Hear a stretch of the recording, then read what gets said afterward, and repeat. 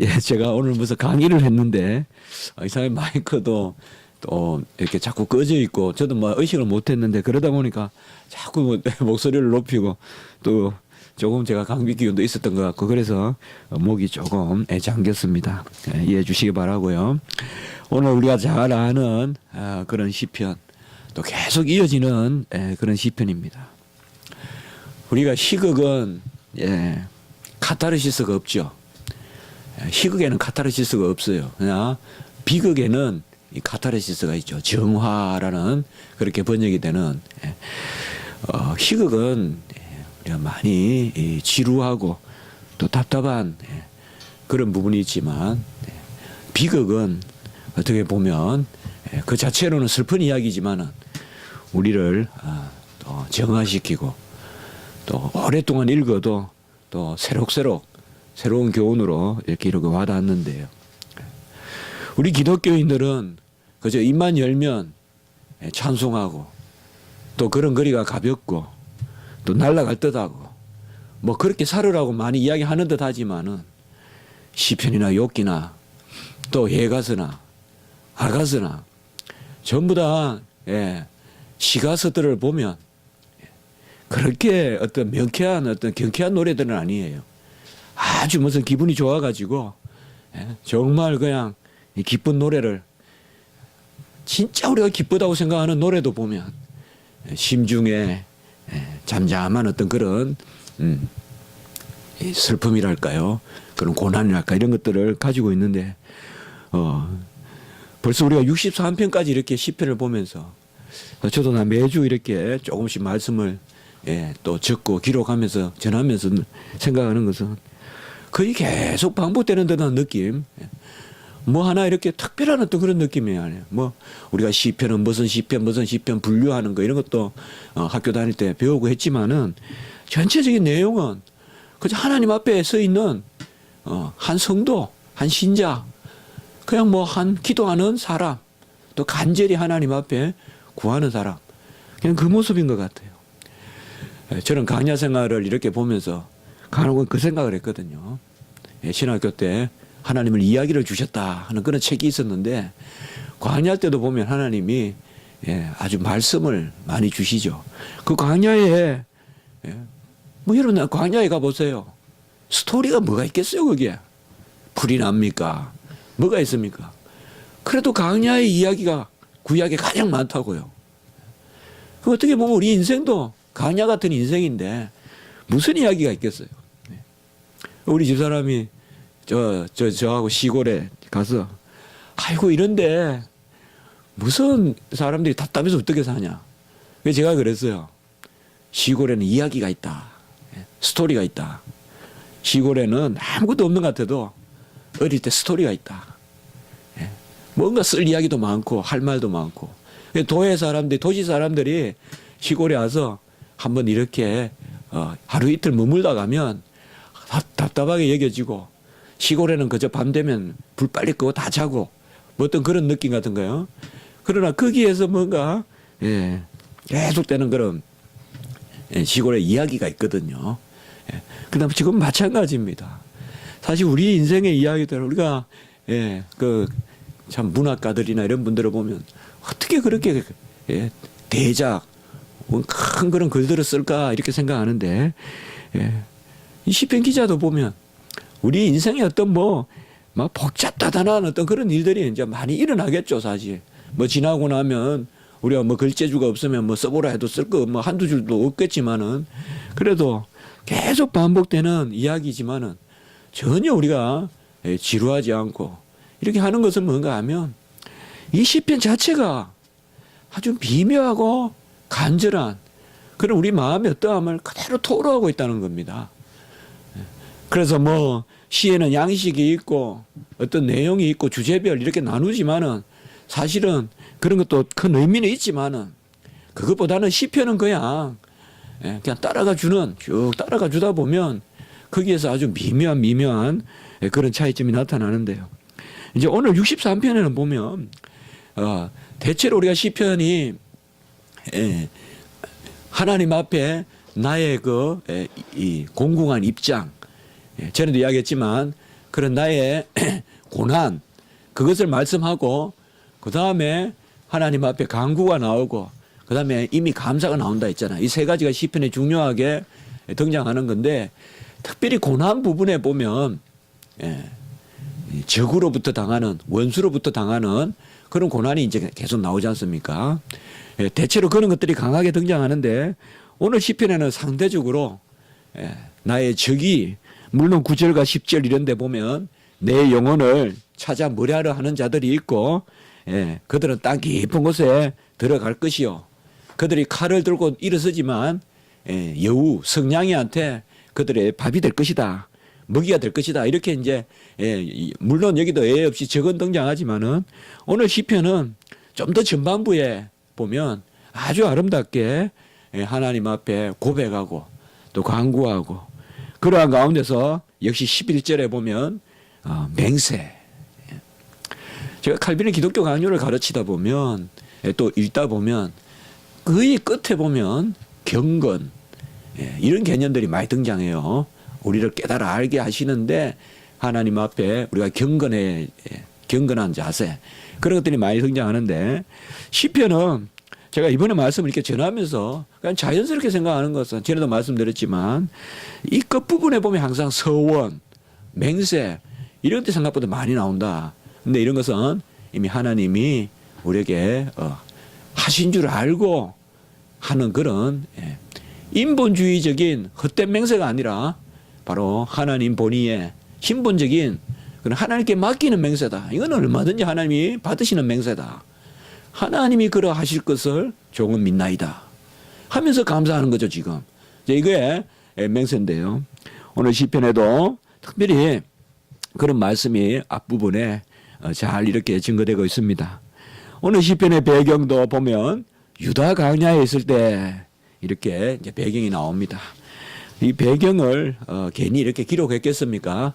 이 시를 잘 이해하도록 그렇게 기록했는데 유다 광야가 언제 유다 광야냐? 그러니까 다윗이 유다 광야로 내몰릴 때가 크게 인생에 보면 두 번이 있었죠. 첫 번째는 이제 사울에게 쫓길 때, 사울에게 쫓겨서 유다 광야에 보면 십 광야라든지 마온 광야라든지 엔게디 광야, 뭐 요새도 우리가 가보면 다 그런 장소를 알 수가 있는데요. 이 헤렛 숲을 해가지고 우리가 이제 그 아히멜렉의 이제 전병부터 또 도액이 칼을 들어가 또 죽이고 그러면서 이제 침을 흘리는 그런 블레셋의 또 이야기가 나오고 그러다가 이제 안전히 그냥 떠나서 사실상 광야에 들어간다는 것은 참 위험한 거거든요. 그 자체가 모험입니다. 도망을 가도 광야로 간다는 것은 죽기 살기로 가는 건데 그나마 다윗이 보면 블레셋까지 들어갔던 이유는 뭐냐 하면 블레셋은 그래도 물은 있잖아요. 적이라도. 그걸 생각하셔야 돼요. 이제 광야에 가면 물도 없는 거예요, 이게. 그래서 블레셋에 얼마 갈 데가 없으면 자기가 죽였던 골리앗 아니에요, 블레셋이. 그 가드 지방으로 들어간단 말이에요. 거기 의탁을 하려고. 사울이 쫓아오니까. 그런데 거기도 여의치 않잖아요. 딱 사람들이 알아차리고 저 만만이라고 불리는 다윗이다 하니까 아차 이러다 이게 죽겠구나 싶으니까 아직 저 사람이 골리앗들 안 잊고 있네 생각해. 골리앗을 잊은 줄 알고 들어갔는데 아직까지 만만히 하면서 골리앗을 죽인 사람 분명히 그렇게 한단 말이에요. 그러니까 갑자기 그냥 침을 흘리면서 몸을 막 뭉개작거리면서 미직거리면서 미친 척을 해가지고 아이고 저런 다윗이 무슨 만만인고 옛날 이야기겠지 하면서 그 틈을 타서 빨리 도망쳐 나온다고요. 그것도 기다리면 또 죽으니까 진실이 밝혀지면 안 되니까 그래가지고 숲으로 들어가는 어떤 그런 그래서 물조차 없는 곳이다. 광야는 무슨 뭐 우리가 여행 가면 광야에 하루 이틀 살고 싶고 낭만적인 그런 곳이 아니라는 거죠. 그 이제 광야가 있고 또 한 번은 다윗이 압살롬에게 쫓겨서 기드론인데 시내를 지내잖아요. 기드론 시내가 예루살렘을 쭉 관통해서 나오는 시내거든요. 그래서 그 기드론 시내를 이제 건너가면 이제 감난산 지나서 기드론 시내를 건너가면 이제 뭐냐 하면 급작스럽게 광야가 시작되는 거예요. 그 유다 광야예요. 소위 말하는. 그래서 예루살렘에 가보니까 제가 한쪽은 전혀 그런 분위기가 아닌데 히브리 대학교라는 데가 있어요. 유명한 히브리 대학교. 거기 가니까 거의 끄트머리예요. 거기 조금만 더 지나면 벌써 아래를 내려다 보면요. 마치 정갈이 이렇게 지나갔던 기분 같이요. 예. 와디가 보여요. 와디. 와디가 뭐예요? 예. 우기 때는 물이 흐르고 건기 때는 그냥 물이 없는 데잖아요. 그 와디라 그러잖아요. 예. 그 와디가 이렇게 흔적이 보여요. 먼 데서 보면. 그래서 이제 점점 더 내려가면 예. 저쪽으로 내려가면 여리고고 좀 더 이쪽으로 가다 보면 예. 이쪽으로 가면 여리고고 내려가면 이제 강야가 나오거든요. 그래서 예. 압살롬에게 쫓겼을 때 이제 기대로에서 이렇게 넘어갈 때 나루 이야기도 나오고 하지만은 강나루 이야기도 나오지만은 그때 또 강야 생활이 있는데 이게 어디 기록이냐? 오늘 11절에 보면 왕은 하나님을 즐거워하리니라고 이렇게 이야기하니까 대체로 주석학자들이 생각이 왕이니까 이것은 이미 왕이 되었다. 그래서 다윗이 왕이 되었고 압살롬에게 쫓겨서 강야로 갔을 때의 이야기일 것이다. 이렇게 아예 주석학자들은 많이 보는데요. 칼빈의 주석은 아주 사뭇 새롭습니다. 좀 칼빈은 그렇게 보지 않아요. 아예 칼빈은 단정을 해요. 이것은 압살롬에 쫓길 때가 아니다. 왕이 되기 전의 이야기다. 그러면 왜 왕은 하나님을 즐거워하리라고 하느냐? 칼빈은 아주 독특하게 해석을 해요. 이미 하나님의 백성은 기름 부음을 받았기 때문에 자기 자신의 왕의식을 가졌다는 거죠. 다윗이. 아주 파격적으로 이렇게 해석을 해요.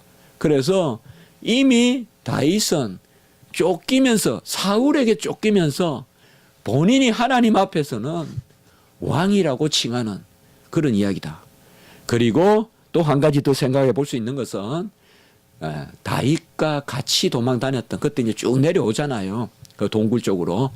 그때 다윗을 옆에 있었던 사람은 사울에게 쫓기면서 벌써 다윗을 왕으로 불렀을 것이다. 뭐 이런 여러 가지 해석이 있어요. 벌써 그때 사울은 제정신이 아니잖아요. 정신이 왔다 갔다 하잖아요. 그러니까 다윗을 왕으로 불렀을 것이다. 저는 좀 칼빈의 입장에서 그냥 우리가 이렇게 역사적인 배경을 어떻게 알겠어요, 우리가. 예, 그러나 좀 더 이 시를 좀 더 맛있게 읽고 좀 우리가 간절하게 이 시를 읽으려면 왕이 되기 전에를 우리가 생각해 보는 게 좋겠어요. 그리고 좀 더 여기에 보면 기사가 이렇게 나오고 간절하게 나오고 할 때 우리가 생각해 봐도 11절에 왕이 있다고 해서 압살롬에게 쫓기면서 이런 시를 썼을까? 그런 생각을 좀 해볼 수가 있어요. 압살롬에게 이렇게 쫓겨서 물이 없는 강야 생활을 했을까? 이런 생각을 우리가 해볼 수 있거든요. 우리가 사무엘 하를 읽어보면. 그래서 오늘 우리는 이 시편을 대체로 역사적 배경을 그냥 헤레스풀이나 시강야나 마온강야나 그리고 엔게디 그쪽에 쫓겨서 돌아다니는 바로 유다 강야, 유다 지파잖아요. 다윗은 유다 지파인데 유다 강야만 돌아다녀요. 다른 쪽으로 안 가요. 유다 강야. 이것도 어떻게 보면 다윗의 유다 지파 의식일 수도 있는데 유다 쪽 강야만 돌아다니고 그를 쫓는 사람은 뭐예요? 베냐민 지파죠. 어떻게 보면 야곱이 예서가 하나님의 장자, 영적 장자가 될 수 없듯이 사울은 이스라엘의 왕이 될 수가 없어요.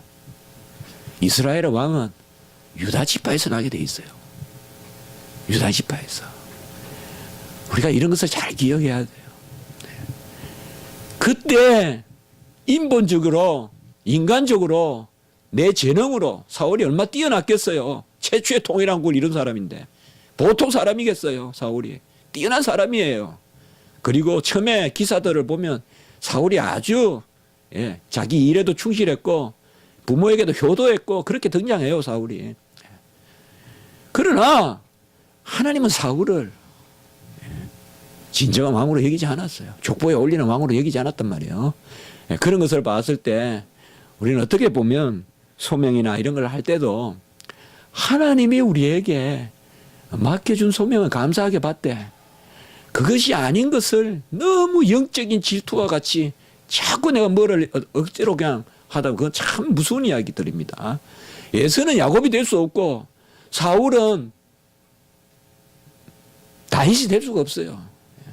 우리가 세상적인 이야기로서는 열심히 노력해가지고 사울이 다윗을 이길 수도 있고 에서가 야곱을 이길 수도 있지만 그런 차원이 아니에요. 하나님의 일은 바로 그런 것을 볼 수 있는데 인간적으로 보면 에서나 사울이나 다 우리가 동정이 가는 그런 캐릭터들이에요. 아마 연극을 만들어서 사울이라는 연극을 만들고 에서라는 연극을 만들고 가룟 유다라는 연극을 만들어서 우리가 공연을 하면 누구라도 공감할 거예요. 그들의 인생을. 그러나 하나님 나라에서는 아니라 이 말이에요. 그게. 하나님 나라에서는 아니에요. 여러분들. 우리가 어느 인본적인 그런 세상의 모임의 독서 클럽에서 아무 전제 없이 에서와 야곱을 그저 문학적으로만 끄집어내서 읽어보면 에서가 훨씬 뛰어난 캐릭터일 수가 있어요. 혹은 사울이 더 뛰어난 캐릭터가 될 수도 있어요. 자기의 의지를 가지고 끝까지 관철시키려고 하는 그런 아주 막 용맹이 있고 그 뭐라 그럽니까 의지가 굳고 그런 거 있잖아요. 자기 생각이 뚜렷한 거잖아요. 아니 예배 드리면 되지 왜 꼭 사무엘이 드려야 되냐. 예배 안 드리는 것보다는 드리는 게 낫지 않냐. 누가 욕하겠어요. 적들은 쳐들어오는데. 그러면서 예배 드리죠.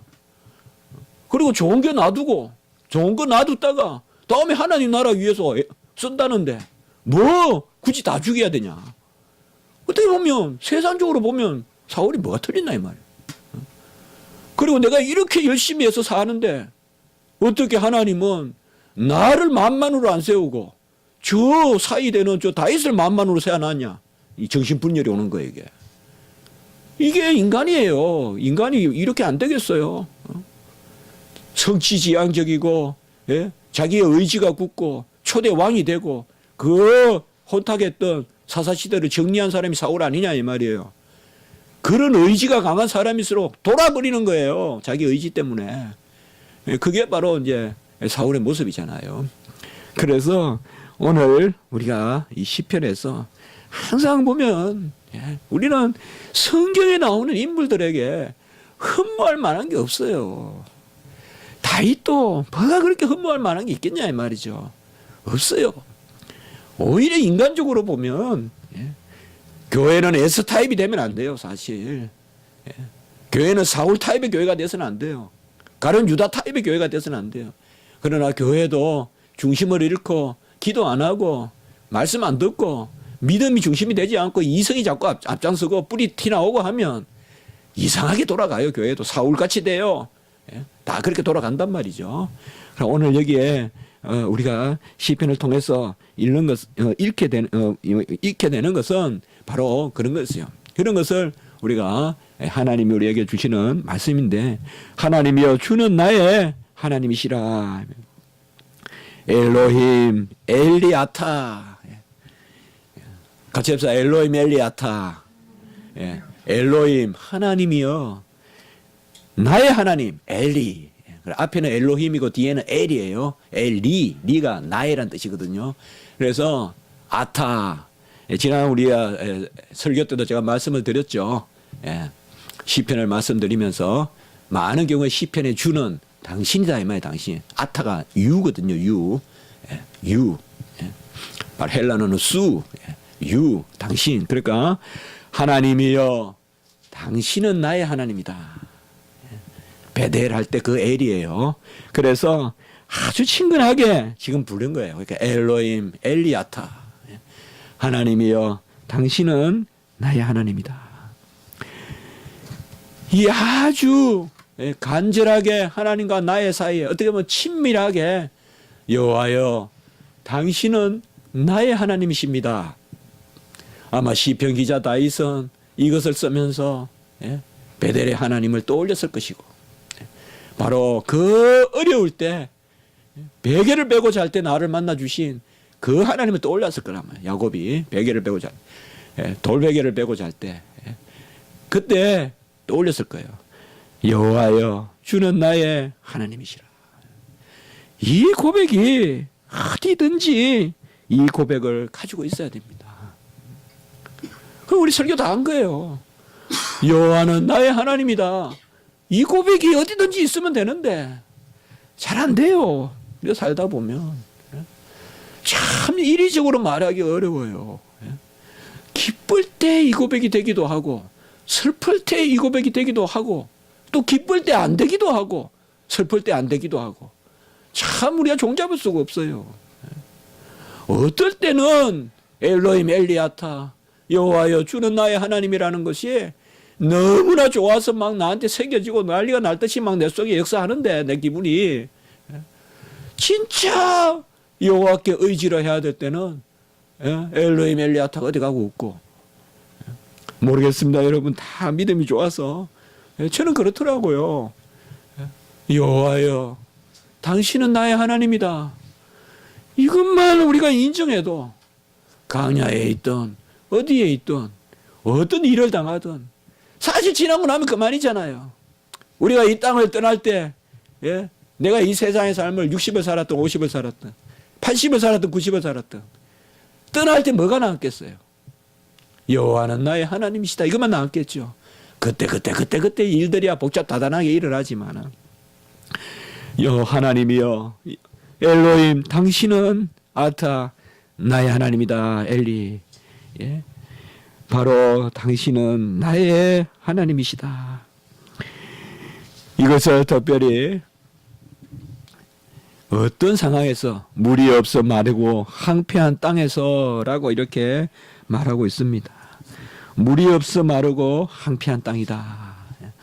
이것은 지금 다윗이 속해 있는 그 광야를 이야기합니다. 광야에도 어떤 그런 간정과 같이 물이 흐르는 곳도 있고 또 샘물도 있죠. 틈틈이 있지만은 광야라는 것은 뭐예요? 참 거기 유다 광야에 가 보니까 그 관건은 뭐냐면 이스라엘 백성이 어떻게 그런 성을 쌓았는지 모르겠는데 물이에요, 물. 그래서 물을 막 이렇게 수로를 만들어 가지고 이상하게 물이 역류해서 올라가게끔 만들어 놓고요. 그런 게 많이 발전했더라고요. 이 광야에 물을 끌어서 이렇게 하는 건데 바로 그 광야에 물이 없는데 물이 있는 곳은 다 이미 이렇게 점령하고 있어요. 그렇기 때문에 지금 아까 제가 말씀을 드렸지만은 오죽하면 이까지 들어왔겠냐 이 말이에요. 광야까지. 광야가 블레셋보다 더한 곳이라고 알면 돼요. 우리는 아까 제가 말씀드렸듯이 오죽하면 블레셋 같겠어요. 오죽하면 블레셋 같겠어요. 오죽하면 엘리야가 사렙다에 갔겠어요. 우상의 동네 이세벨의 동네인데 사렙다가 이세벨의 동네잖아요. 오죽하면 먹을 게 없으면 거기까지 갔겠어요. 오죽하면 다윗이 블레셋에 들어갔겠고 오죽하면 엘리야가 사렙다로 갔겠어요. 사렙다는 바로 자기하고 가장 자기 적수가 되는 이세벨 아니에요. 이세벨. 이세벨 그 여왕의 동네잖아요. 그 시돈, 그 두로, 사렙다 그쪽 지역이. 하나님 그까지 내모시는 거예요, 지금. 오죽하면 다윗이 블레셋까지 갔는데 그것보다 더한 곳이 바로 광야예요, 지금. 그렇게 생각하시면 돼요. 그러니까 그 광야 중에서도 뭐예요? 물을 얻을 수 없는 황폐하고 물이 없는 광야에서 간절히 주를 찾대라고 이렇게 이야기했어요. 우리가 물이 없는 데서 주를 찾는다. 이것은 금방 우리가 떠올리죠. 시편 42편 1절에 사슴이 시냇물을 찾기에 갈구간 같이 그런 구절을 우리가 생각해 보면 금방 말이 나오죠. 물론 여기 동사는 좀 다릅니다만은 여기에 내 영혼이 주를 갈망한다 이 말은 원어에 보니까요 샤르라는 뜻인데요. 이것은 아침에 일찍 일어나서 무엇을 구하는 것 이런 뜻이 있다고 나와 있어요. 그래서 이 말은 저는 그렇게 생각해 봤어요. 밤새 잃었던 것을 해가 뜰 때까지 기다렸다가 찾는 마음. 이게 바로 갈망이에요. 밤새 잃었던 것을. 제가 미국에 있을 때 지금 백석대학교 교수님 하시는 임원택 교수님하고 같이 여행을 간 적이 있어요. 그때 우리 식구들은 다 한국 나와 있고.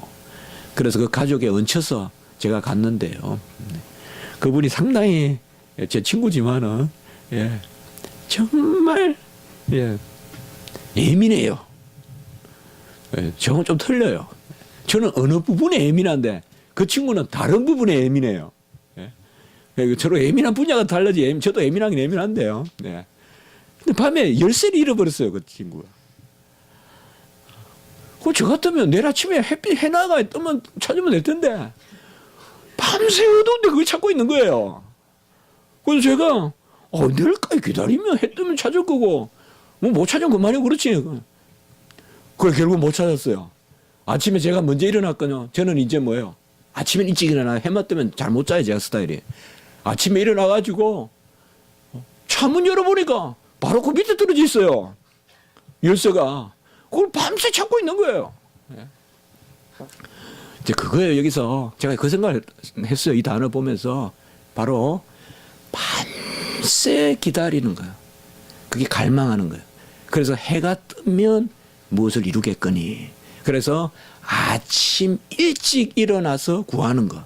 그 단어라고 합니다. 그래서 바로 내가 간절히 물이 없고 황폐한 땅에서 구하는데 무엇이 구하느냐? 영혼과 육체가. 우리가 지난주에는 영혼이라고 제가 많이 말씀을 우리가 강조했죠. 이 영혼은 다 벗겨내고 마지막 하나 남은 것이다. 욥이 다 벗겨내고 자식도 벗겨내고 재산도 벗겨내고 아내도 벗겨내고 또 몸도 그냥 그 껍데기를 벗겨내고 그래서 내 가죽이 벗겨지면 영혼이 볼지라 그렇게 말하잖아요. 다 벗겨내고 남은 거 그게 영혼이다. 그렇게 지난 시간에 우리가 말씀을 나눴는데 진짜 욥이 욥 되는 거, 제가 저 되는 거, 여러분 되는 거, 마지막 인간의 존재 그게 영혼이다. 여기서는 그런 어떤 의미라기보다 좀 더 실제적인 의미예요. 여기서는 영혼과 육체가 나오는데요.